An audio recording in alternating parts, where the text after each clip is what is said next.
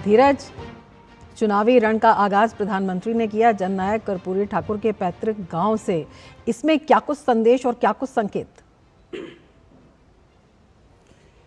बिल्कुल, प्रधानमंत्री का संदेश साफ तौर पे था। प्रधानमंत्री ने जब कि अपनी सभा की शुरुआत की तो उस बिहार के जो विकसित बिहार की बात कही, जहाँ की यहाँ पे औद्योगिक इकाइयाँ हुआ करती थी, जहाँ पे कि कल कारखाने हुआ करते थे, जहाँ लोगों के सपने हुआ करते थे और जहाँ हम कह सकते हैं कि बिहार जो पूरे देश को एक दिशा निर्देश देता था, वैसे बिहार की बात प्रधानमंत्री ने की। और उन्होंने एक बात और कही कि बीते 15 साल पहले या 20 साल पहले किस तरीके का बिहार बना था, जब नहीं हमने देखा कि यहाँ के उद्योग, यहाँ के कल कारखाने और यहाँ के जो रोजगार के साधन थे लोगों से छीनते चले गए।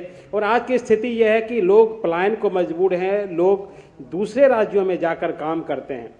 प्रधानमंत्री का साफ तौर पे संकेत था कि बीते 25-30 सालों में बिहार में पहले जो बिहार में जो सरकारें रही है, उन सरकारों ने जनता को लूटा है, जनता को बेरोजगार बनाया है, जनता से सत्ता छीनी है, जनता से रोजगार छीना है। और जिसका नतीजा है कि नीतीश कुमार ने जब बिहार की सत्ता को संभाला, जबकि यहाँ की बागडोर संभाली, तो नीतीश कुमार को बिहार को कह सकते हैं कि पटरी पर लाने में इतने समय लग गए। हालांकि उन्होंने साफ तौर पर यह भी दोहराया है कि हमारा संकल्प है कि जंगल राज से बिहार सुशासन की तरफ बढ़ा है, तो इस सुशासित बिहार को हम समृद्ध बिहार की तरफ जरूर ले जाएंगे। उन्होंने ये संकल्प लिया है। तो प्रधानमंत्री का इशारा साफ तौर पे था। प्रधानमंत्री ने राजद कांग्रेस पर जिस तरीके से जमकर हमला बोला, जिस तरीके से उन्होंने लोगों को जो सभा में जो लोग आए हुए थे, उन लोगों को उन्होंने अपना टॉर्च जलाने के लिए कहा। और जब प्रधानमंत्री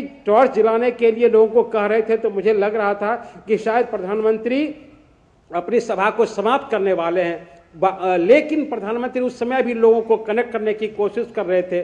और जबकि लोगों ने सभा में टॉर्च जलाया, अपने अपने मोबाइल को जलाया और मोबाइल को जलाकर प्रधानमंत्री की तरफ इशारा किया, तो प्रधानमंत्री ने साफ तौर पर यह कहा कि जबकि आपके पास इतनी सारी रोशनी है, फिर आपको लालटेन की क्या जरूरत है।